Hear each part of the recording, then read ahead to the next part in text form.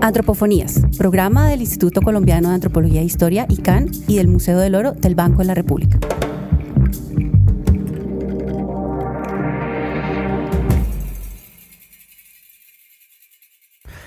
Hola gente, bienvenidos a esta nueva emisión de Antropofonías, el programa radial del Instituto Colombiano de Antropología e Historia y del Museo del Oro del Banco de la República. Hoy conversaremos sobre la guaquería, un grave problema para el estudio del pasado, no solo prehispánico, y que contrariamente a verse reducido, últimamente está tomando vuelo y una gran difusión por cuenta de diferentes estrategias de comunicación. Ana María, hola, ¿qué es lo que está ocurriendo hoy? Hola Vladimir, pues es realmente asombroso ver cómo cada día tenemos una cantidad de personas que se acercan, por ejemplo, en mi caso, al Museo del Oro con objetos del pasado prehispánico, objetos arqueológicos con la intención de venderlos. También me sorprende aún más que ahora son influenciadores en redes sociales los que hacen cubrimiento en sus cuentas de procesos de extracción y de saqueo. Y ahí explican paso a paso cómo hacerlo. No solamente explican, sino que se da el caso que están promocionando el comercio ilegal. Hay que decir que la ley prohíbe la guaquería. Es un delito contra el patrimonio y tiene sanción legal. Evidentemente las personas que hacen este tipo de contenidos pues también están construyendo un material probatorio en su contra que seguramente jugará al momento de tener que defenderse. Pero además de ser un delito, hay que decir que es una afrenta a todos los colombianos y colombianas que queremos conocer sobre nuestro pasado y que entendemos que si no hay un proceso científico meticuloso y con procesos de divulgación, pues cada pieza que se vaya hacia el tráfico ilegal, pues son historias, páginas completas perdidas de esta historia que nos pertenece a todos. En nuestra sección Identidades en Diálogo, generalmente compartimos puntos de vista de las comunidades, gremios o personas relacionadas con nuestro tema del día. En esta ocasión, sin embargo, quisiéramos compartir con ustedes el texto de la Ley 1185 que protege nuestro patrimonio arqueológico. El patrimonio arqueológico comprende aquellos vestigios producto de la actividad humana y aquellos restos orgánicos e inorgánicos que, mediante los métodos y técnicas propios de la arqueología y otras ciencias afines, permiten reconstruir y dar a conocer los orígenes y las trayectorias socioculturales pasadas y garantizan su conservación y restauración. Para la preservación de los bienes integrantes del patrimonio paleontológico se aplicarán los mismos instrumentos establecidos para el patrimonio arqueológico. De conformidad con los artículos 63 y 72 de la Constitución Política, los bienes del patrimonio arqueológico pertenecen a la nación y son inalienables, imprescriptibles e inembargables. En el siguiente audio escucharemos la voz de Ana María y María José. Ellas, desde su perspectiva, nos narran qué significa y para qué sirve el patrimonio. Hola, soy María José, soy artista plástica y para mí el patrimonio viene siendo todo aquello que hace parte o pertenece a un grupo de personas. Por ejemplo, cuando se habla de patrimonio cultural o patrimonio arquitectónico también pues se está hablando justamente de un espacio, objeto, día, emoción o idea que reúne y que delega también a un grupo de personas ciertos derechos frente a su misma cultura. Hola, soy Ana María Gutiérrez, soy artista plástica y para mí el patrimonio son elementos, ideas, objetos que son importantes para un grupo de personas y que hacen parte de su identidad cultural. Asimismo es algo que normalmente es necesario preservar o hay un interés en preservarlo porque constituye parte del tejido de la comunidad y los une alrededor de algo. En cuanto a la relación entre patrimonio y guaquería, es una relación muy compleja porque por un lado, históricamente ha habido como una estigmatización de la guaquería porque se dice que va en detrimento del patrimonio, porque no tienen las prácticas, digamos, científicas para el buen registro de la historia y eso hace que se pierdan posibilidades de investigación. Pero por otro también ha generado procesos de apropiación social y cultural en territorios alejados donde no llega la academia para que se apropien del patrimonio. Y hay muchos guaqueros y guaqueras que saben muchísimo de la historia del país gracias a su labor. En ese sentido es un tema bien complejo y muy gris, porque tiene como un punto positivo y negativo y es muy difícil saber hacia dónde va realmente. Tenemos a dos invitados que, además de ser tocayos, son profesionales en arqueología tanto del ICANN como del Museo del Oro. ¿A quiénes tenemos hoy en el estudio, Ana María? Hoy recibimos a Juan Pablo Ospina. Él es coordinador de arqueología del Instituto Colombiano de Antropología e Historia, ICANN, y a su tocayo, Juan Pablo Quintero, arqueólogo del Museo del Oro del Banco de la República. Juan Pablo Ospina, Juan Pablo Quintero, bienvenidos a Antropofonías. Bueno, muchas gracias por la invitación. Encantado de estar acá. Bueno, para comenzar quisiera preguntarle a cualquiera de ustedes dos, y que representan a la vez dos instituciones que preservan y salvaguardan el patrimonio, ¿cómo se lleva a cabo una investigación arqueológica? ¿Cómo es este proceso de documentación?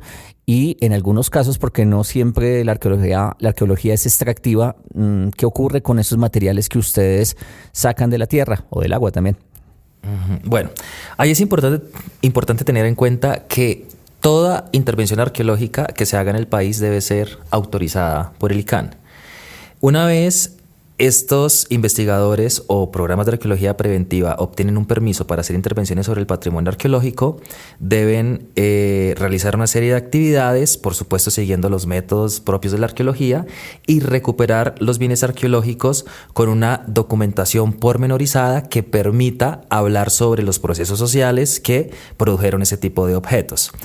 Una vez se analizan los materiales arqueológicos en sus fases de laboratorio, deben ser registrados ante el ICANN, que es una fase importantísima porque el ICANN tiene un inventario de bienes arqueológicos donde reposa la información de cada uno de esos elementos que existen en el país, de manera que podemos tener rastreados dónde están, quién los tiene y, por supuesto, qué información se derivó a partir de las investigaciones que los produjeron.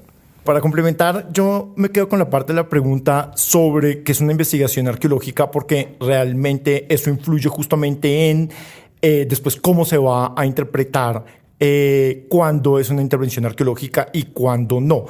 Tiene que ver con lo que estaba diciendo Juan Pablo Ospina, que es se deriva a partir de unos métodos que pues básicamente son los que favorecen que una recolección arqueológica responda a preguntas sobre el pasado. Eso es lo principal. En términos de las cuestiones arqueológicas es como sobre las sociedades del pasado. Eso es lo que se está preguntando. Cuando se extraen de una forma que no es científica, toda esa información básicamente se empieza a poner en duda y empieza a complicar un poco más la forma del quehacer arqueológico. Yo quiero volver un momento, Juan Pablo, con la idea de registrar las piezas. Tú dices que durante la excavación arqueológica las piezas después pasan por un proceso de registro, pero las personas que hoy en día tienen objetos arqueológicos en su casa, lo que tampoco está prohibido, ¿cómo podrían ellos entonces hacer este registro frente al ICANN? ¿Todavía se puede hacer? Danos un poquito más de información al respecto porque creo que hay dudas sobre ese tema. Claro que sí. Mira, en este país, cualquier persona natural o jurídica puede ser tenedor del patrimonio arqueológico de la nación. Lo único que debe garantizar ante el ICANN es que tiene unas condiciones adecuadas en términos de conservación, en términos del acceso a la ciudadanía en caso de que alguien quiera ir a consultar las piezas. Cualquier persona que tenga bienes arqueológicos en su poder, en custodia, puede registrarlos ante el ICANN y puede solicitar la tenencia, que nosotros de hecho promovemos ese tipo de acciones. No se los van a quitar. No, nadie les va a quitar a menos que estén en condiciones inadecuadas. Lo otro que se tiene que tener en cuenta es que el patrimonio arqueológico es de todos y todas los colombianos. No se compra, no se vende. Simplemente existe esta figura legal de tenedor para que las personas puedan tener estas piezas, pero por supuesto ni para venderlas ni para hacer algún tipo de transacción comercial. Entonces es clave que la gente sepa que debe registrar las piezas y aún así puede conservarlas en tenencia, pero surtiendo el trámite adecuado ante el ICANN. Bueno, tenemos una coyuntura muy delicada con una divulgación de prácticas de guaquería que se están reproduciendo en redes sociales y que además están sirviendo como lugares de intercambio de tráfico ilegal. ¿Qué es lo que está ocurriendo y cuál es el riesgo que corren estas personas en términos legales? En efecto, lo que acabas de mencionar es un fenómeno que está agravando la situación. Hemos recibido denuncias formales y también denuncias por redes sociales de personas en redes sociales promoviendo estas prácticas ilegales de guaquería, lo cual pues genera un problema porque estas prácticas tienen una serie de sanciones de distinta naturaleza. El ICANN está actuando en 3 sentidos. En primer lugar, por medio de procesos penales de denuncia. Cada vez que nosotros tenemos conocimiento de prácticas ilegales de guaquería, ponemos la denuncia ante la Fiscalía, quien se encarga pues, de surtir todo el proceso para poder realizar las sanciones de tipo penal que estas personas vayan a recibir por hacer estas prácticas ilegales. Adicionalmente, estamos haciendo seguimientos a procesos policivos. Nosotros, por medio del Código de Policía, contactamos a los entes territoriales y les decimos, miren, tenemos estas denuncias, por favor, ayúdenos a individualizar esta persona para poder generar las denuncias ante Fiscalía o para poder seguir algún otro tipo de procedimiento, de manera que estas entidades también nos reportan información para poder operar de esa manera. Y en el tercer caso son los procesos administrativos sancionatorios, donde el ICANN, como autoridad máxima en patrimonio arqueológico de la nación, también individualiza a las personas que hacen guaquería e inicia procesos de indagación que pueden terminar en multas, por ejemplo, que alcanzan hasta los 500 salarios mínimos. Entonces son 3 herramientas, mecanismos que tiene el ICANN para poder actuar frente a esas denuncias y es lo que está haciendo actualmente. Tenemos ya varias denuncias ante Fiscalía, tenemos varios procesos sancionatorios andando y tenemos también varios procesos policivos andando con los entes territoriales. Yo quiero entonces detenerme en lo que significa guaquería, porque es que finalmente no es, digamos, como algo tan evidente, porque tiene que ver un poco con la intencionalidad. Es decir, un guaquero puede usar aparentemente técnicas arqueológicas y aún así no estaría haciendo arqueología en términos legales desde que no está avalado por el ICANN. Eso es fundamental. Pero desde el otro extremo, tampoco se puede pretender que, no sé, un niño que está jugando a ser arqueólogo y coja una pala y un palustre y empiece a excavar en su finca o en el jardín de la casa y se encuentre algo, sea considerado guaquería. Tiene que ver también un poco con la intencionalidad que hay detrás, que termina derivando en el tráfico ilícito de patrimonio arqueológico colombiano. Es claro que la ley existe, que la ley es clara, que la guaquería es ilegal y que es sancionada. Ahora, quisiera preguntarte, Juan Pablo Quintero, el Museo del Oro, que fue, digamos, empieza su historia desde el año 39, antes de la ley. Esta ley se centra en la Constitución del 91. Todos estos objetos que están en el Museo del Oro hoy en día exhibidos, ¿cómo llegaron al museo?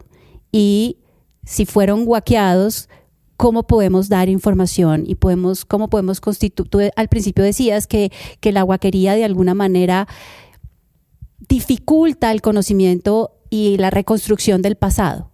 Digamos como que en 2 partes. Lo primero es que la colección del Museo del Oro, como todas las colecciones alrededor del mundo en términos arqueológicos, han tenido una historia que tiene que ver con procesos políticos y culturales de qué es lo que se considera valioso, qué es lo que no se considera valioso y cuáles son esas pautas a partir de las cuales se empieza, digamos, el proceso de coleccionismo. En el caso del Museo del Oro, en la década de los 30 y los 40, la ley y el concepto que se tenía de patrimonio no es el concepto que se tiene de patrimonio actualmente ni en Colombia ni en el mundo. Entonces, la transacción comercial de objetos arqueológicos era algo casi que del día a día. Tanto así que hoy en día muchas personas todavía llegan al Museo del Oro pensando en esa tradición que venía desde antes, que el Museo del Oro o el Banco de la República les va a comprar las piezas, ¿no?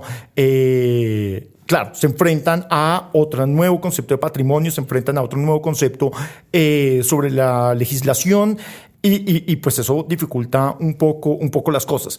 Desde luego, la colección del Museo del Oro hizo parte de todo este proceso cultural y de la historia de Colombia, de lo que se consideraba patrimonio y de cómo se adquiere justamente la historia que hay detrás de cómo se adquiere el Poporo Quimbaya, que es como la pieza fundacional de la colección.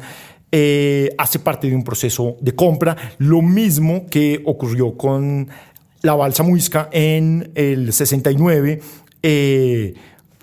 coincidiendo también ya cuando el museo se constituye, no solamente como colección, sino como museo, que fue un proceso de compra.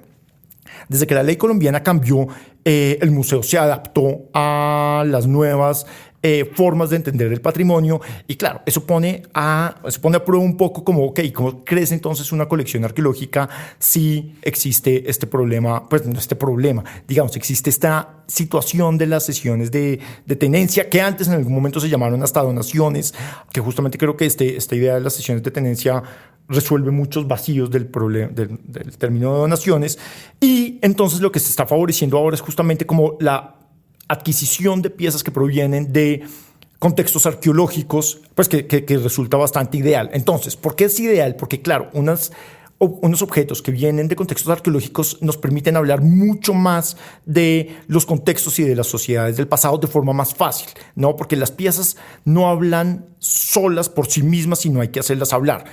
Claro, eso también a veces nos pone contra la pared, porque, ok, entonces las piezas como el poporo, la balsa y demás, por el hecho de que no hicieron parte de contextos arqueológicos en los que excavados, entonces ya no dicen nada. No, existen otras formas, otras herramientas. La arqueología pues busca todas las formas de hacer hablar estas piezas y se encuentra mucha información, y pues la arqueología sigue avanzando afortunadamente y se les puede sacar mucha información.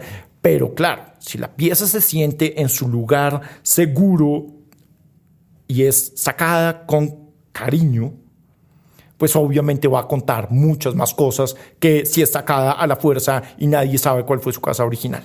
Hay una idea que se tiene, y es que la guaquería es una tradición, particularmente en unas regiones. ¿Qué podríamos nosotros contestar? Pues esta idea que puede decir, nosotros estamos reproduciendo un sistema cultural. De acuerdo, miren, el fenómeno de la guaquería tiene unos matices socioculturales y unas complejidades aún irresueltas, que tiene que ver con lo que mencionas. Hubo varias generaciones de personas que dependieron de la guaquería como modo de subsistencia. Lo problemático y lo complejo de esto es que, a pesar de que estas prácticas tienen esos matices culturales, también tiene 3 problemas fundamentales que yo identifico. El primero es la pérdida irreversible de información arqueológica que, como menciona Juan Pablo, pues ya mutila la pieza de una información y se pierde una parte de su biografía importantísima para saber qué pasó cuando produjeron esa pieza. Pero también promueve el tráfico ilícito, como ya lo mencionabas. Y en tercer lugar, me parece que la práctica de la guaquería distorsiona las ideas sobre el patrimonio, porque se le da un valor distinto, un valor comercial a lo que es en realidad en términos patrimoniales y en términos históricos. Entonces, por supuesto que, por ejemplo, desde el ICANN entendemos el matiz sociocultural que tiene el fenómeno de la guaquería, y de hecho estamos trabajando en el diseño de una estrategia que nos permita entender el fenómeno desde lo social, de que podamos acercarnos a la práctica de una manera distinta a la policiva y jurídica que también tenemos la obligación de hacer. Entonces estamos pensando en una campaña, una estrategia de divulgación pedagógica, pero que también nos permita a nosotros como ICANN y como académicos entender por qué persiste el fenómeno de la guaquería. Yo tengo una pregunta volviendo al tema de los museos, y es que mucha gente puede pensar que llegando con piezas al ICANN, el ICANN de pronto lo que va a hacer es guardarlas. Podemos contarles a estas personas que de pronto tienen en su poder objetos y no se deciden mucho a entregarlos al ICANN, ¿qué otra posibilidad habría, y de pronto cuáles son los mecanismos para que estos objetos puedan ser exhibidos en museos como el Museo del Oro? Sí se van a guardar probablemente. El punto no es solamente que se guarden, sino que se guardan dentro de unas condiciones adecuadas. Claro, lo ideal siempre, no siempre, pero dentro del ideal de la persona que la está entregando puede ser que termine siendo exhibida o custodiada. Pero lo más importante realmente es que pueda ser investigada. Si es exhibida, muchísimo mejor, mucho más chévere, es mucho más emocionante. En el Museo del Oro, todas las sesiones de tenencia que hemos tenido, las piezas han hecho parte de los proyectos de renovación de los museos regionales, por ejemplo, o han hecho parte también de la exposición permanente en el museo. Hay muchos casos y la gente que ha hecho la sesión de tenencia puede ir a estos museos y va a encontrar sus piezas, y pues eso es muchísimo más emocionante que solo pensar que se van a quedar guardadas, que sería como esta escena al final de Los Cazadores del Arca Perdida, donde el arca termina en una caja como con cientos de otras cajas iguales. Pero además que se guardan y pueden servir para diferentes exposiciones, ¿no? Ustedes que son del Museo del Oro saben que podemos nosotros tener una pieza guardada durante 2 años, pero después viene otra exposición con un proyecto curatorial distinto y esa pieza va a salir a partir de necesidades que van siendo contingentes, ¿no? Que se guarden no quiere decir que se olviden, todo lo contrario. Una de las cosas más importantes que dijo Juan Pablo Espina fue lo del registro. El registro es fundamental porque permite hacer un seguimiento para toda la vida del estado de conservación de la pieza, del potencial de la pieza. Entonces, pues no solamente está guardada, sino está registrada y está custodiada. En condiciones adecuadas. Juan Pablo, me contabas que hay unos acercamientos con la Fiscalía para tratar este tema de la guaquería. ¿De qué se trata? Sí. El ICANN necesita articularse con otras entidades para poder garantizar que se va a impactar realmente al fenómeno de la guaquería para que se detenga.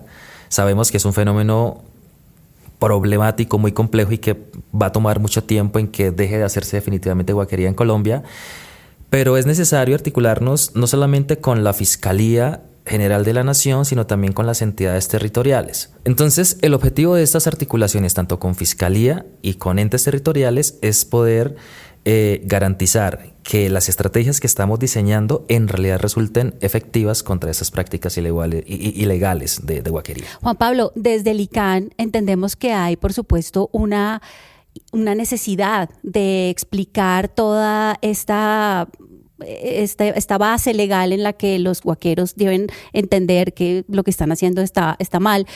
Pero no solamente se trata de perseguirlos, ustedes también tienen otro tipo de proyectos, de formas de divulgación. ¿Cómo lo están haciendo? Sí, esa es una muy buena pregunta porque, claro, tenemos claro que la guaquería es una práctica ilegal y estamos haciendo lo que la ley nos obliga a hacer para detener esa práctica. Pero como mencioné antes, también entendemos que la guaquería tiene una dimensión sociocultural y que está arraigada en muchos territorios como un modo de subsistencia. Entonces, desde el ICANN queremos entender a la guaquería desde más de cerca, desde esa dimensión social, y por supuesto entonces que también estamos diseñando una serie de estrategias que nos permita acercarnos a este fenómeno también de una manera distinta, no solamente desde lo policivo y desde lo jurídico, sino para entenderla como un fenómeno social que opera desde hace tiempo, no es un fenómeno nuevo, en muchos territorios del país, como el Alto Magdalena, como el Cauca Medio, de hecho aquí mismo en el altiplano cundiboyacense. Juan Pablo Quintero, tú cuando haces excavaciones arqueológicas, ¿te has encontrado en alguna ocasión con guaqueros? ¿Has tenido alguna interlocución? ¿Cómo ha sido ese diálogo, si se ha dado? De hecho, en los trabajos de campo, la interacción con los guaqueros es casi que cotidiana.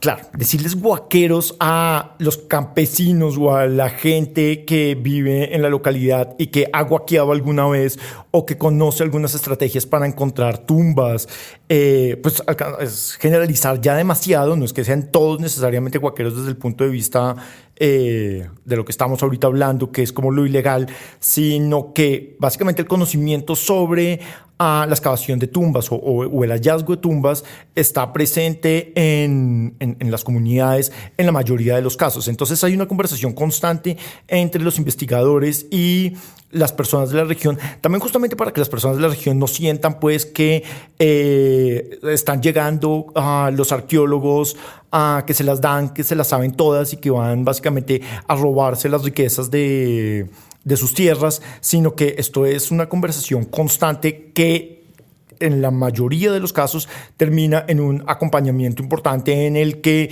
la comunidad aprende, el arqueólogo aprende de la comunidad y termina idealmente pues en una excavación arqueológica exitosa con las páginas de las que hablaba Ana María, que no son tan largas y tan aburridas, pero que son entretenidas sobre el pasado arqueológico.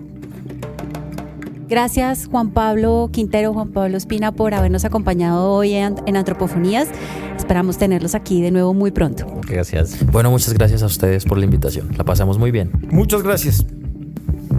¿Sí? Por estar acá. Gracias por tenerme. Muchas gracias. Gracias por tenerme. A ustedes por tenerme.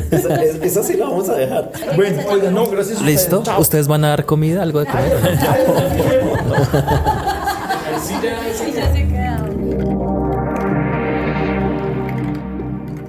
Si quieren escuchar todos los episodios, síganos en Spotify. Nos encuentran como Antropofonías.